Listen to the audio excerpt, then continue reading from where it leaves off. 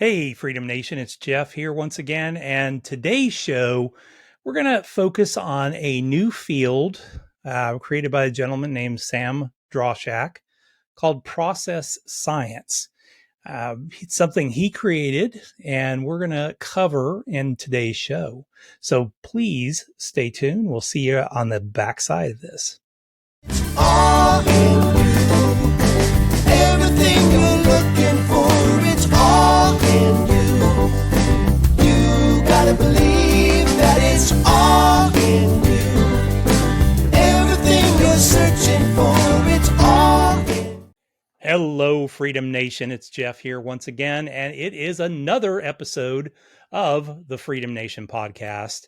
Today, we have Sam Drauschak on. Sam is what he calls a process scientist. So we will dig into that a little bit more and learn a little bit about him. So Sam, welcome to the show, my friend. Thank you. Thank you, Jeff, for having me. I am so glad to have you on here. Why don't we kick it off, well, like we always do, and tell us your story. How'd you get to where you are today? Absolutely. My story actually starts with me studying to be a doctor. Okay. So I always start all the way back because I have a science background, biology, chemistry, psychology. And at the last minute, after working in the hospital for a while, I decided it wasn't the route for me. Health sciences and taking care of people wasn't going to be my passion. Yeah. So I just spun myself out there with a biology and psychology degree, and I entered the business world. And my whole story is really trying to find work that I could stomach. As a young person, because I didn't have a plan, my plan evaporated in a way. It was really just, how do I find a living that's enjoyable for me? And with that, I slowly gravitated towards doing process improvement work and process engineering, which is a fairly well-known discipline, but it's still very broad. And it comes from manufacturing mostly. But I entered the workforce right after the recession. So right after 2008 is when I entered the workforce. And we were all just starting to digitize more. And that trend has obviously continued exponentially till now. So this demand for process work in a more digital world is where I've made my career. And my story of that career is I started with internal process engineering and doing engineering for biochemical and water treatment companies. And then I moved into consulting. I consulted with Accenture. I consulted internally for a few jobs. And my focus was always process engineering for digital services, financial services, and things like that. And I loved it. I really loved studying Lean and Six Sigma and the history of process improvement and how do we consult and how do we help businesses apply these methodologies in a more digital space. But then my story culminates really in, I just kept seeing gaps and I kept seeing things that I'd like to do differently than what my boss was telling me to do or what the client was saying, this is not the right way to do it.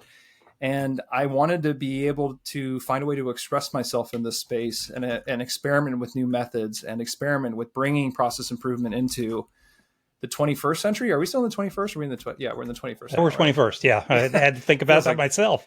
Yeah. Time is moving, but yeah. So bringing process improvement in 21st century. And to do that, I really had to start going off on my own. So around 2015, I was not in a position financially where I could quit my corporate job, but I just started taking on free clients on the side. I started experimenting. I started putting together my own materials, my own methods to express this process work. Eventually, I became a self-proclaimed process scientist, as you mentioned. We can dig into the details of that if there's interest, but that was it. And then I really just started to build slow. And then I was able to go off on my own, probably around 2020. It took me a few years. And then I went off on my own brand. And since then, I've done consulting work. And now I've just recently started a company called Truvle, which is a software company that's highlighting a lot of this process science knowledge and trying to make it more accessible to people who may not be able to afford hiring Accenture or Bain or McKinsey for their small or medium businesses, but trying to make access to these great consulting tools for everybody. So that's my journey in a nutshell. I don't want to wax too eloquent, but I'm happy to delve into any or all parts of that. And I think when we look at, and for people that listen and watch on YouTube and everything else, you've lived the exact Freedom Day process that we talk about, the Freedom Day method. You figured out, okay, this is what it's going to cost me to be able to jump out. You figured out, okay, I need to create some kind of little side gig. So you created a little side gig, built that up to where, okay, now it's starting to be a real money that's coming in. And now I can swap out and flip out into the real going out into the world where I have income coming in that I can count on. And now you're going to that final phase of the Freedom Day method, which is you're looking at, okay, how do I make more of me and use software to do that? How can I get to where I have passive income coming in and I'm not there in the middle of the consulting realm constantly? You've done it the right way that we teach people to do it. You don't just go quit your job and then try and figure this out. You figure it out while you're still getting paid by somebody else. And then you get to the point where you're at today. Kudos. You've done an awesome job of getting to where you need to be stably, where you're not having to scramble and try and find another job to pay the bills. Thanks. Yeah, it certainly wasn't overnight, but yeah, like you said, the method definitely that you described is the one I followed intuitively, and it really did work for me. And there's a time where you really have to grind and you have to put in a lot of hours, but I think that's the reality. And as long as it's something, at least in my own experience, if you're passionate about it and it's really what you want to be doing, it's the same hours you'd be spending doing something for fun or working on your favorite hobby. Or once you switch over to that as your full-time job, now it's the hours that you were spending working for somebody going, God, I wish if I could just do it this way. And now you get to do it that way, which is fantastic. Right. I mean, then it's not really work or a job anymore. Now it's just fun. So let's talk about that. Your typical client that you work with on an individual one-to-one level, not necessarily with the software right now, but on an individual one-to-one level, who are you typically working with? Sure. So my business right now is a lot of referral business, and I only start with that because there's not a real constriction to the process science methodologies that I use. Mm-hmm. So I would say the closest thing out there is if you're going to hire a strategic consultant or even a management consultant to do some software implementation or large project work, and really the heavy process remodeling, process analysis, organizational redesign, they call it operating model transformation, digital transformation, all the buzzwords. I've got a lot of skills to walk clients through that life cycle of project. And I'm really not constrained to a particular industry. I can do small, I can do big. So I've worked with companies all the way from startup all the way through Fortune 100 enterprise. Mm-hmm. So at this point, my perfect client is the one that is a referral client. Somebody's worked with me before, or just recently they were a C-suite executive in one company and they moved to another and they realized over there, I need more process help. So they reach out. And the people who have an awareness of process work, who are open to more innovative methodologies and who are open to somebody who's a straight shooter and just tells them what's going on in their business, I look more for client fit from a personality perspective than a particular client niche. And I think that's the bigger part of it, because you're going to spend a lot of time together and you're going to get into some things that they're probably not going to be comfortable with, but you've got to kind of irritate and say, okay, you need to do this so that you'll get to this point. Yeah. And you talk about the word freedom. To me is being able to say no to clients that I think are a bad fit. I think that's a big one because, like you said, it could be maybe a strange business or maybe I have no experience in industry, but if somebody has the right mindset and they really legitimately want the work and they seem like there's somebody who's willing to commit to it and go through business changes and be a champion in their business for this type of work, then those are the best clients. And those are the clients I try to look for more so than any other type of, any other dimension of the engagement. Yeah, absolutely. Let's talk a little bit about process science. You've talked a little bit about it, but when you define that, what in your view, because it's your term, what in your view is process science? Sure.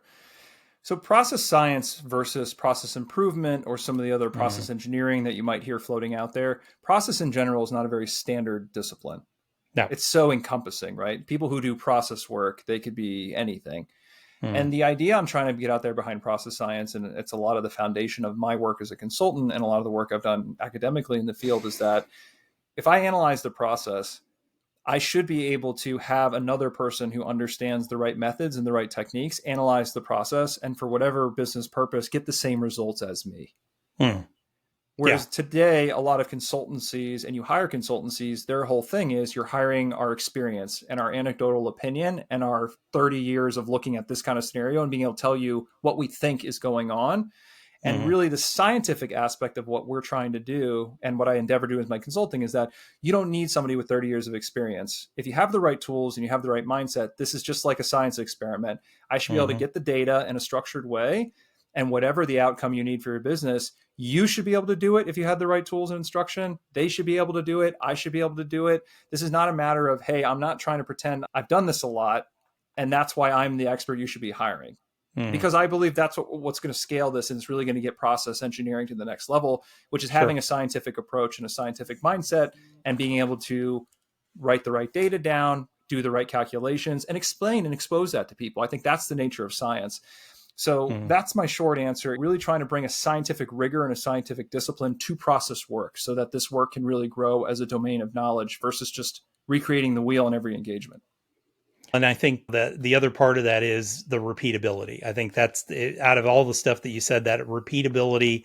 Okay, anybody that has knowledge of it should be able to follow the same processes that you're going through and get the same result from that perspective. So if in a lot of cases, if you can train the trainers within the organization, you don't then have to have that reliance on the guy who's been around for 30 years who may or may not be around for another 5 or 10. You never know.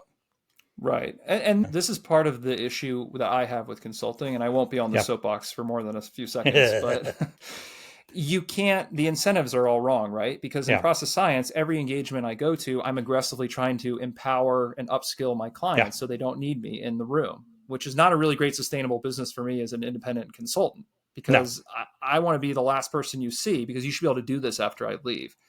Other consultancies whose whole business is based on staying alive and getting consulting business, there's no incentive there for them to scientifically expose their methodology, make it replicable, to your point, make it repeatable so that the next time it comes up inside somebody's business, they have the skills to do it themselves, because then they're out of a business at that client. So there's an inherent conflict of interest that for me in my career, I've tried to combat. And that's part of the reason why I did have to go off on my own, because if you're trying to do the right thing for clients, you should be putting yourself out of a job every time you have a job. And that's a hard thing to do at scale. Yeah. Now, are you working typically as you're coming in and helping them design processes and analyze what's going on? Now, are you working with other disciplines like, let's say, software implementation folks and maybe marketing implementation folks? And Absolutely. So I would say what I have under process science is everything. It's the study of change. Okay. Essentially, because everything in process is everything that exists in motion could be described in process terms. So everything falls under the jurisdiction of process analysis. You getting up and making breakfast in the morning up to like merchandising and e-commerce for the largest companies in the world. And if you look at the scope of that, how do you change one process from how it is today to another? It by its nature has to be an integrated discipline. And I would say the big three are, you've got your process engineering skill set, you've got your project management skill set, because every time you make a process change, it has to be a project. And then you have to have your change management skill set, which is if you're going to be able to get a process from one end to another or one design to another, you have to use all three of those in a pretty integrated fashion. And then, of course, to your point of, do I work with software people? Do I work with marketing people? Whatever the nature of the project is, you have to work with all those people because they're going to be involved in the change, the requirements. So it's really bringing it all together and saying there's not a lot of difference. If I'm going to get one process from A to B, I've got to be able to talk at least and act on all of those different things to make it happen. Otherwise, you don't have the whole tool set. Now, do you see your role as almost a little bit more of a coach or kind of the quarterback of the team? I like to be the coach. I often end up being the quarterback by accident. But yeah, I would love it's both in reality. You get hired to be the quarterback, or you get hired to be the person who's catching the ball also. You get hired to be every role because the clients just want it done. But ultimately, to the point I made earlier, I want to be the coach. And part of moving into a software company is so that I can just be the coach virtually and people can also coach themselves. Because to me, the only scalable and sustainable value you can bring to clients for this kind of work is to coach them and upskill them. So that's really my take. And I try to play that role and wear that hat as much as I can. And I do offer executive coaching and C-suite level coaching also to kind of help organizations move through those changes.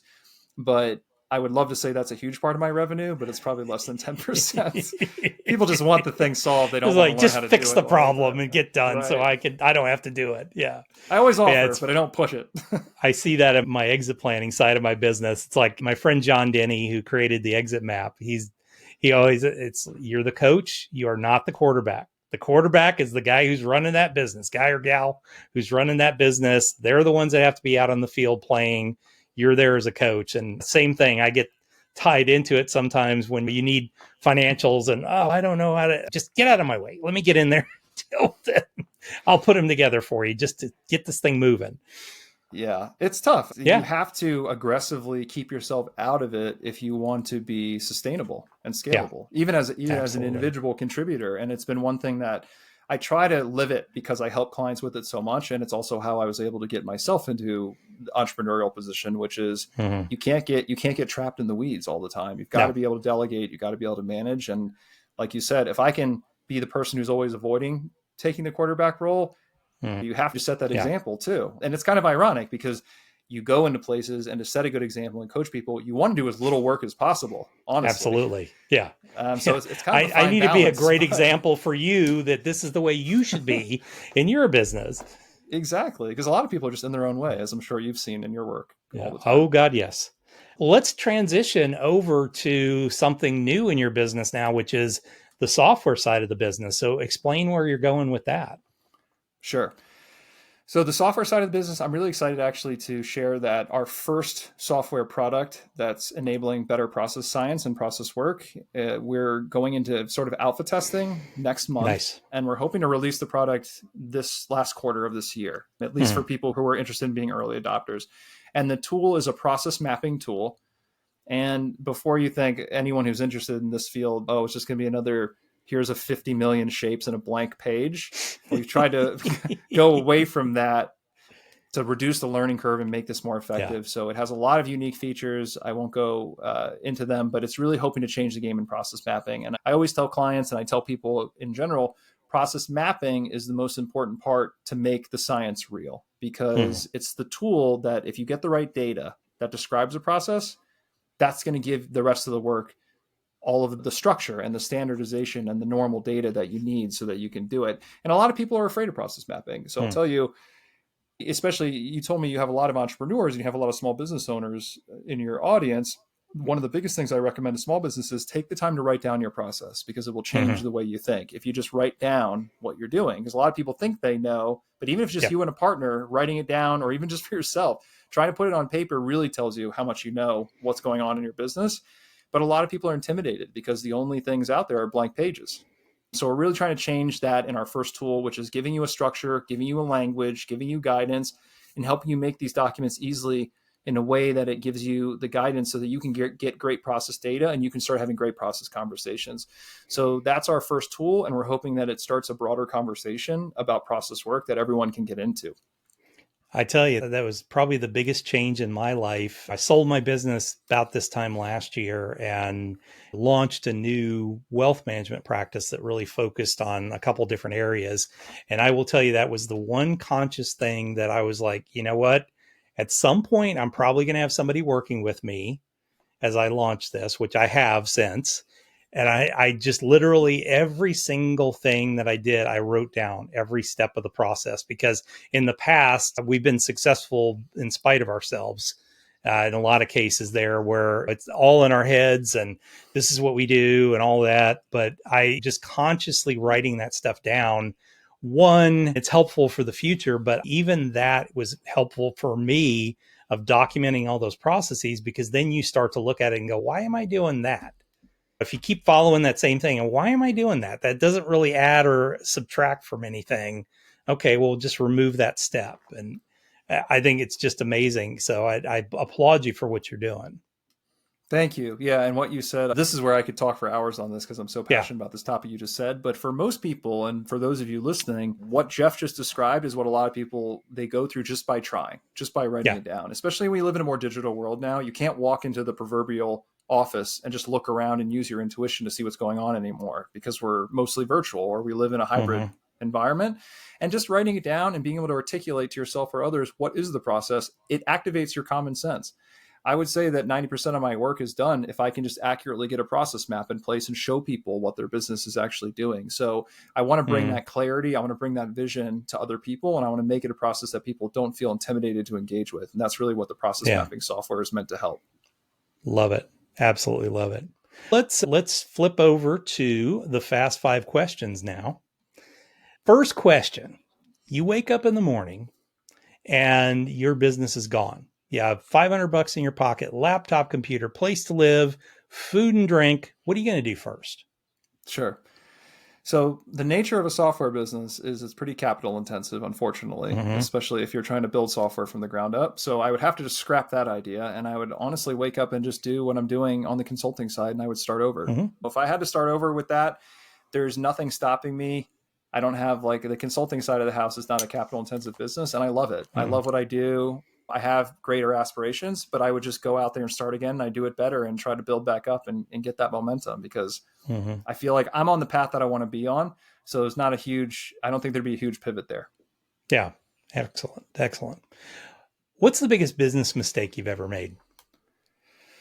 Oh, I think bad clients are, and I could go into specifics, but I've taken on some bad clients, and Yeah. those tend to be, there's nothing that perverts your passion for a particular kind of work than taking on a bad client that just Mm-hmm. won't work with you, stomps all over you, trying to force you to do things that you don't want to do or not in your integrity. As I mentioned earlier, I think experience and also some financial flexibility allows you to say no and allows you to kind Mm-hmm. of listen to those red flags when you're dealing with clients. But I'd say that those are definitely the biggest mistakes in my career, which is nothing about money, nothing about, oh, I went this way or that way. I always try to live in experimenting mode, Mm-hmm. but taking on clients I knew were bad and I knew were going to give me Yeah. a hard time because I didn't have the boundaries to say no. And I regretted and I had to learn the hard way from those Mm-hmm. experiences. Oh yeah, it's the painful way and the fortunate situation when you get to the point where you have enough of them coming in that you can say no. That's the greatest day of your business is being Yeah. able to say no. Sometimes you just can't at the beginning. You've got to take what you get. But yeah, that day it was nice this time around starting up a practice where it was like, okay, if you're automatically a jerk right out of the gate, you aren't going to get any better. If I talk to somebody and they're like, I've been divorced 4 times, it probably wasn't their fault, I'm guessing. Or you're a really bad judge of character. But yeah, I totally agree with you on that. What's a good book that you would recommend to our audience? Sure. So this might be a little heavy, but it's The Mm-hmm. Toyota Way, and that's by Oh, yeah. Jeff Liker. Yeah, it's that or The Machine That Changed the World, but The Toyota Way I think is the better of the two. And it's really just about the history of lean and the Toyota Mm-hmm. company and the Toyota way of doing business. And I think that again, it's a bit dry. There's not much of a like huge storytelling there, but it really Mm-hmm. changed the way I thought. And as somebody who's either in a business as an employee or a business owner yourself, being able to think in process terms, being able to have a little bit more vernacular of what makes a good process versus a bad process, I think it's really Mm-hmm. foundational to living a productive, efficient life. And I couldn't Yeah. recommend it more if you don't have that background or that exposure to just sit down, learn what Toyota did, learn some of the Japanese terms, learn some of the language, and really learn what the history of process improvement, because I think it's Mm-hmm. eminently relevant now and it will continue to be relevant for the rest of our careers until we all get Yeah. automated, I suppose. Well, and it's a really interesting history for them because it was Fascinating. really us after the war sending over all these process people like Peter Drucker and saying, help them out, help them grow. And they just ate it up and built it into the entire world that exists in Japanese manufacturing. So yeah, I've had friends recommend the book. I've read part of it. And yeah, it's a really interesting story to really hear how all that occurred. Yeah. And World War II is just such a fascinating time in our history, Yeah. too. So it has that historical context. It just gives you a broader context of how a nation extremely poor in resources and recovering from the Mm-hmm. war really figured out by necessity what makes a great process. And it's just such Yeah. a fascinating story. And when we talk about, oh, stuff coming from China or India is cheap right now, that used to be Japan. It was poorly manufactured. There wasn't much. And then they really developed the point where quality was such an important part of their world that it's really amazing to see how that happened over a period of 50 to 60 years. What's a tool that you use in your business every day that you might recommend? Sure. So it may seem simple, but a tool that's Mm-hmm. really helped me is the task panel on Google on Gmail, or I have all these mail programs. I know Outlook and some of the main ones have the analog, but I Mm-hmm. used to always have a written to-do list. Yeah. And when I was pushing myself to digitize everything, it was the one thing that I found like a notepad that's right in your central place was kind of missing. But then I realized all these email tools have one, and it really changed the way I thought about it because I've got my email, but I've always got a sort of a short task list of here's things I need to do quickly right there in the email pain. Yeah. So it may seem like a simple tool, but that one really changed the game for me because it just had me organize everything. Because you're in email so much of the time, it just had everything in one place, and I wasn't constantly scrambling. So I think that's really helped me in my work, and I highly Well, recommend and it's people there looking on, into it. yeah, on all your devices, I'm assuming, and everything else too. Yeah, it's really just the idea of email management is such something that everyone does, and a lot of people don't really put a lot of time into thinking how to optimize it. So making sure the right things are in your inbox versus the side panel versus your other types of lists. So that was a big one. I love it. Love it. All right. Last question. What is your definition of freedom?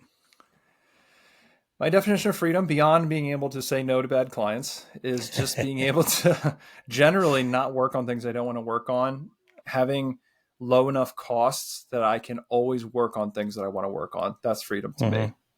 Okay. I think it's the Awesome. biggest thing. Fantastic. So, Sam, if somebody wants to get a hold of you, what's the best way? The best way is to reach out to me directly. I'm at sam@truvle.com. My company is Truvle. And if Okay. you want to get plugged in with our product that I mentioned earlier that's coming out, you just go to truvle.com. It's the only page we have. It's pretty scrappy. And you just sign up your email and say, I want to be in the know for this product. And then you'll hear from us. But yeah, I always tell people, if you want to talk to me about anything, if you're just a process nut, if you're looking for consulting, if you're looking for coaching, feel free to reach out to me. I'm Sam Drauschak on LinkedIn or sam@truvle.com, whatever is easiest. And that's pretty much it. Cool. We'll make sure that stuff is in the show notes, whether you're listening to this or watching it. So, Sam, thank you for being on today. It was great. It was very interesting. I love what you're doing. I love people that create their own category. And I love what you're doing with that. So thank you for being on today. Thanks for having me. It was a pleasure. Appreciate it. So folks, make sure you reach out to Sam. If you're interested in the software, certainly make sure that you contact them on the website so that you can get on the list, whether you're a consultant or whether you are a small business and might want to use something like that. We do these shows twice a week, Tuesdays and Thursdays. So make sure that you are subscribed to the channel, whether it's on the YouTube channel or whether it is on the podcast channels. We are on all major podcast channels. So make sure that you hit that subscribe button. And if you can, give us a 5-star rating because that helps get us in front of more people like yourself. So thanks a lot. And we will see you back here the very next time. All in you, everything you're looking